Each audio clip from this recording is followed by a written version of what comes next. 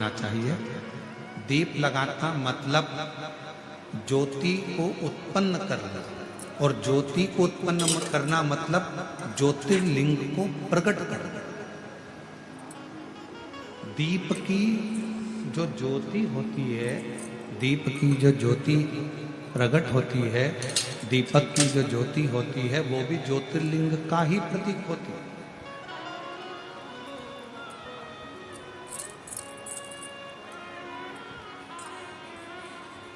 दीपक की जो ज्योति है वो ज्योतिर्लिंग का ही प्रतीक है, ज्योतिर्लिंग का प्रतीक। इसलिए दीपक लगाते समय व्यर्थ की किसी से बात ना करी जाए।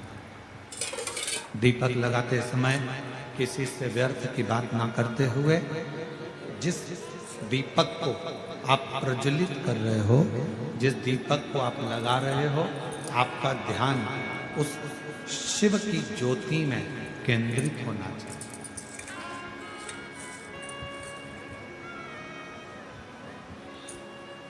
भगवान शंकर की ज्योति में आपका ध्यान केंद्रित है।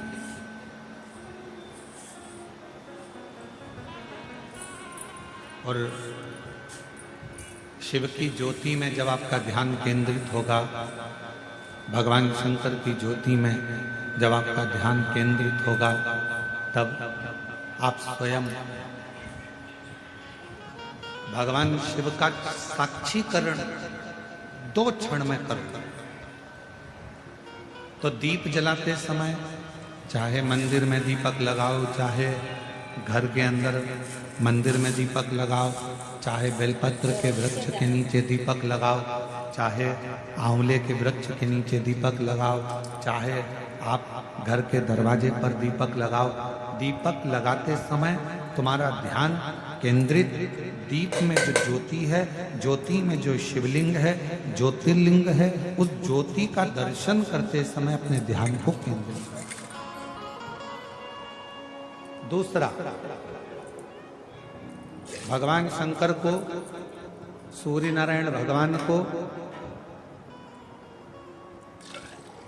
तुलसा महारानी को, बेलपत्र को, आंवले के वृक्ष को, पीपल के वृक्ष को, बट वृक्ष को, शमी वृक्ष को जब आप जल चढ़ाएं, तो जल चढ़ाते समय भी व्यर्थ की बातें ना करते हुए, जल चढ़ाते समय जल की जो धार है, उस धार पर अपना ध्यान केंद्रित होना चाहिए।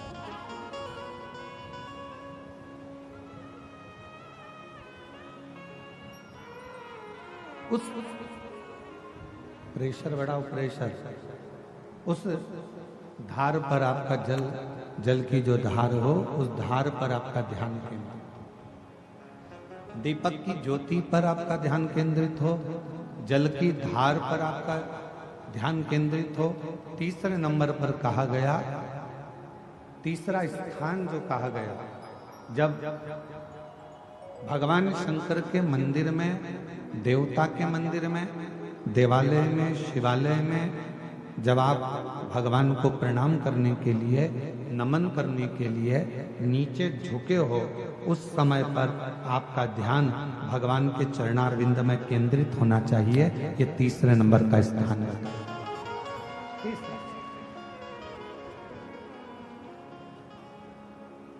ज्योति, थोड़ा प्रेशर खोल जाए। ज्योति, जलधार, चरणारविंद को नमन करना, तीसरा। और चौथा स्थान बताया, नंदी के पास जब आप बैठो, हमने पहले भी कथा में कहा, जब कोई बहुत ज्यादा, बहुत बड़ा कोई तकलीफ, कोई कष्ट, कोई दुख, कोई परेशानी आपकी जिंदगी में यदि आ गई हो, तो नंदी के पास शंकर जी को जल चढ़ाने के बाद 2 मिनट, 2 क्षण, 1 मिनट, 5 मिनट, जितना मिल जाए, आधा मिनट, 1 सेकंड नंदी के पास बैठना चाहिए। नंदी के। और कौन सा स्थान बताया? तो कहा नंदी का जो पांव आगे का एक चरण नंदी का उठा हुआ रहता है। दर्शन करें आप लोगों ने? किस किस ने करें? जरा हाथ उठाओ, करें सब लोगों ने। नंदी का आगे का एक पांव उठा हुआ होता है। तो नंदी, जब तुम कोई विषम परिस्थिति में हो, बहुत टेंशन में हो, बहुत तकलीफ में हो, बहुत कष्ट में हो, और बहुत ज़्यादा कोई डिप्रेशन में हो, कोई चिंता में हो, कोई बात अगर तकलीफ की है, तो नंदी का जो पांव उठा हुआ रहता है, उस पांव के पास में थोड़ी देर, नंदी के साइड में थोड़ी देर, 1 सेकंड, आधा सेकंड, आधा मिनट, 1 मिनट, 2 मिनट, 5 मिनट, जितना आप बैठो और थोड़ी देर बैठकर बाबा की ओर ध्यान को केंद्रित करो और अपने मन की बात कह दो। वो चौथा स्थान बताया मन को केंद्रित करने।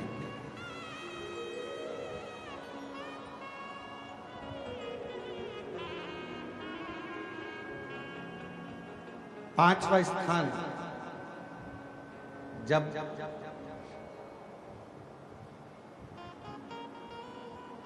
सही मार्ग नहीं मिल रहा हो, कोई सही रास्ता नहीं प्राप्त हो रहा हो, सही मार्ग नहीं मिल रहा हो, तो पांचवा स्थान, यदि मेरे महादेव के शिवलिंग के ऊपर जलाधारी लगी हो, तो मंदिर में गए, शिवालय में गए और भगवान शंकर के शिवलिंग के ऊपर यदि जलाधारी लगी हो, तो जब आप भगवान शंकर के मंदिर से बाहर निकल रहे हो, तो बाहर निकलते समय अगर आपको दरवाजे पर खड़े होकर जलाधारी का यदि दर्शन हो जाए, तो 2 क्षण के लिए उसका दर्शन भी केंद्रित कर सकते हो। ये 5 स्थान ऐसे हैं जिन स्थान पर अपने भगवान के चरणारविंद को, भगवान के दर्शन को केंद्रित किया।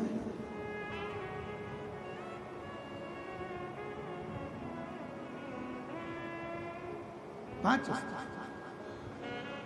सभी लोग बोलेंगे साथ में। पहला, जम के बोलो जरा, जम के बोलो, आवाज नहीं आ रही है।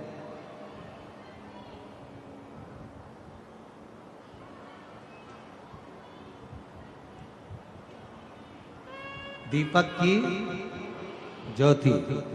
दूसरा, जम के बोलो जरा, जल की धार। तीसरा, चरणों को प्रणाम करना। चौथा, नंदी के पास में, चरण के पास में बैठकर अपने मन की दशा को कहना। और 5वां, भगवान के ऊपर जो जलाधारी लगी होती है, उस जलाधारी का दर्शन कर कर फिर अपने घर की। 5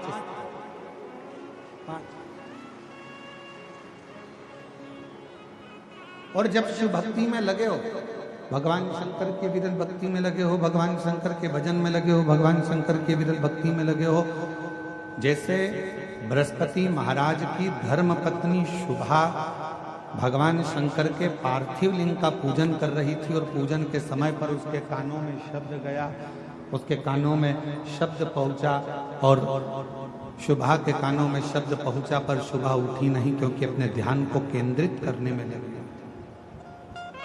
उठी नहीं। बाहर खड़े हुए इंद्रदेव को, बाहर खड़े हुए इंद्रदेव को क्रोध आ रहा था। भगवान ने माता पार्वती जी की परीक्षा ली, और जितनी बार मेरे बाबा परीक्षा लेते हैं, उतनी बार वर भी देते हैं। आज एक बात अपने अंदर उतार कर रखना,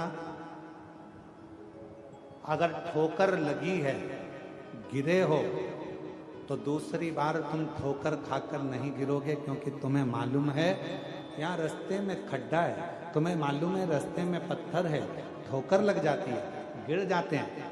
आप धीरे धीरे संभलना चालू कर दो। धीरे धीरे संसार में कोई भी वस्तु पूरी कभी नहीं मिलती, कभी नहीं। धन भी मिलेगा तो पूर्ण नहीं मिलेगा, परिवार भी मिलेगा तो पूर्ण नहीं मिलेगा, संसार में सुख भी मिलेगा तो पूर्ण नहीं मिलेगा। संसार में कोई वस्तु ऐसी नहीं है जो तुम्हें पूर्ण मिले। केवल एक संसार में पूर्ण मिलता है, तो वो मेरा देव अधिदेव महादेव पूर्ण मिलता है, पूर्ण मिलता है। इसलिए शिव महापुराण की कथा कहती है भगवान शंकर को ज्यादा तुम्हें कुछ देने की जरूरत नहीं है। शंकर भगवान को मात्र एक चावल का दाना, एक चावल का दाना मात्र, और वो भी पूर्ण, खंडित नहीं, आखा चावल, पूर्ण चावल अगर एक देव अधिदेव महादेव को समर्पित कर। और हम तो फिर निवेदन करेंगे, एक अष्टमी, प्रदोष, शिवरात्रि, सोमवार, बोलते जाओ जरा, सब बोलो कौन कौन सी तिथि? अष्टमी, प्रदोष, शिवरात्रि, सोमवार।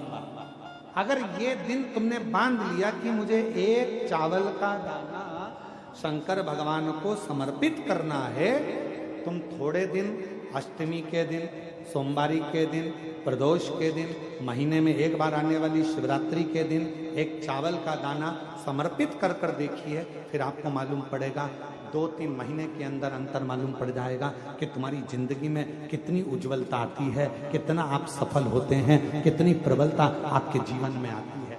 एक चावल का,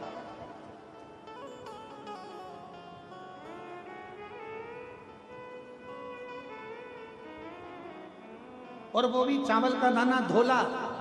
चावल क्यों शिव जी को प्रिय है? क्योंकि वो चंद्र की आकृति का है, चंद्र के स्वरूप का है, श्वेत है।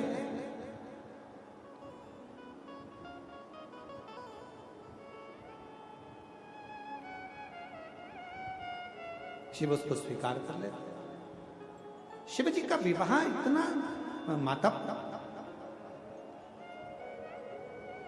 पार्वती जी शिव जी को इतनी सरलता में प्राप्त नहीं कर सकते। कितना कितना तप करा, कितना,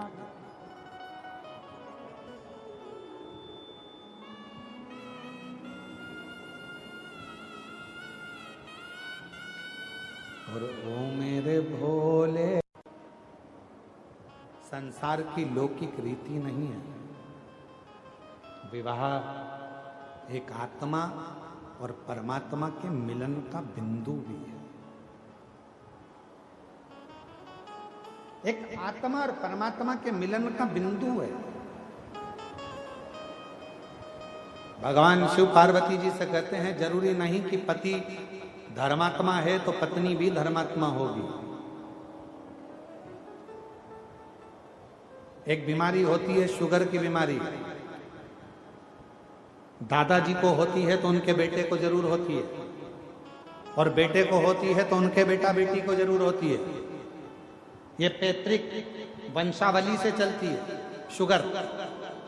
शुगर की बीमारी अगर पिताजी को है तो उसके बेटा बेटी को जरूर होगी, और बेटा बेटी को है तो उनके बेटा बेटी को जरूर होगी। आज नहीं तो कल होगी, पर होगी जरूर। शुगर की बीमारी वंश में, वंश क्रम में चलती है। पर पुण्यता, भजन, आनंद, शिव भक्ति ये वंशाती नहीं होती। हिरण्यकशिपु जैसे राक्षस के घर में भी प्रहलाद जैसा पुत्र हो जाता है, भगवान प्रहलाद का जन्म हो जाता है। कहां किसने सोचा?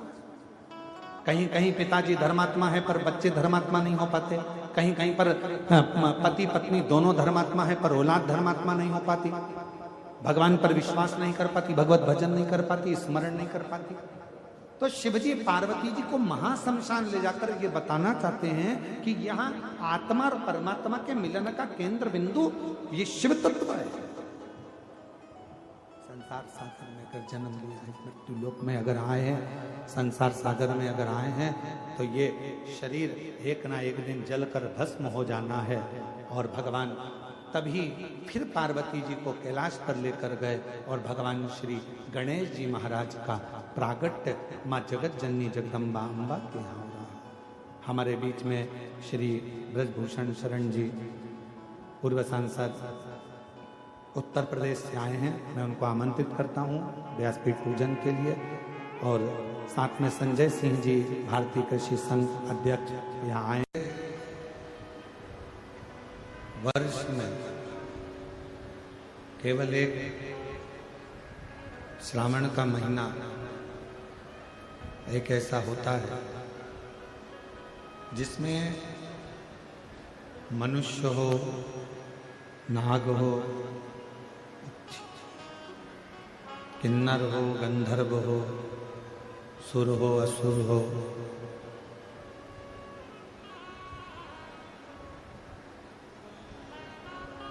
एक छोटा जीव जंतु भी। और सावन का महीना चल रहा है। कहते हैं कि श्रावण के महीने में भगवान शंकर के अवधूत रूप का यदि स्मरण किया जाए, श्रवण किया जाए, तो 12 ज्योतिर्लिंग के दर्शन का पुण्य फल उसी कथा में प्राप्त हो जाता है, मात्र अवधूतेश्वर भगवान की कथा के दस्तत्व को श्रवण करने पर। भगवान अवधूतेश्वर की कथा को सुन लेना।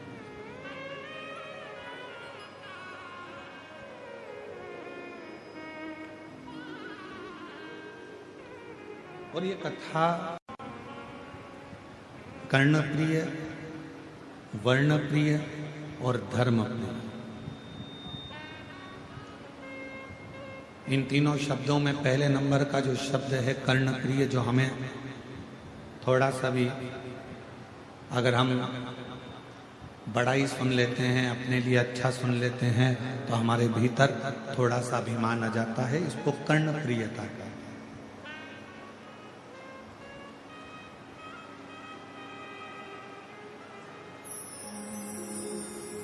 एक बार अवधूतेश्वर महादेव की कथा कहती है, अवधूतेश्वर नाथ की कथा कहती है कि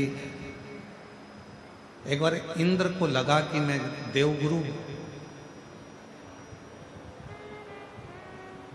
बृहस्पति महाराज के पास में जाता हूं।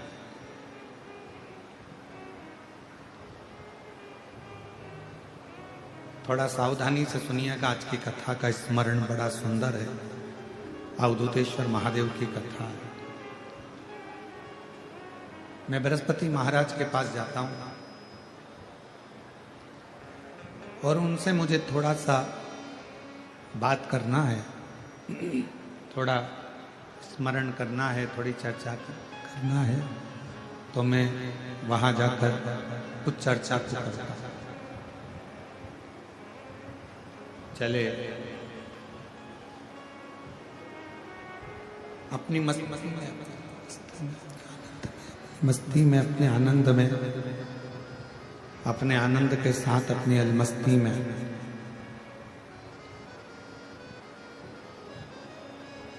इंद्रदेव ऐरावत पर बैठकर हाइस आ रही है, हाइस, उसको थोड़ा ठीक करिए। ऐरावत पर बैठकर इंद्रदेव बृहस्पति महाराज के घर पहुंचे, उनके कुटिया में। और बृहस्पति महाराज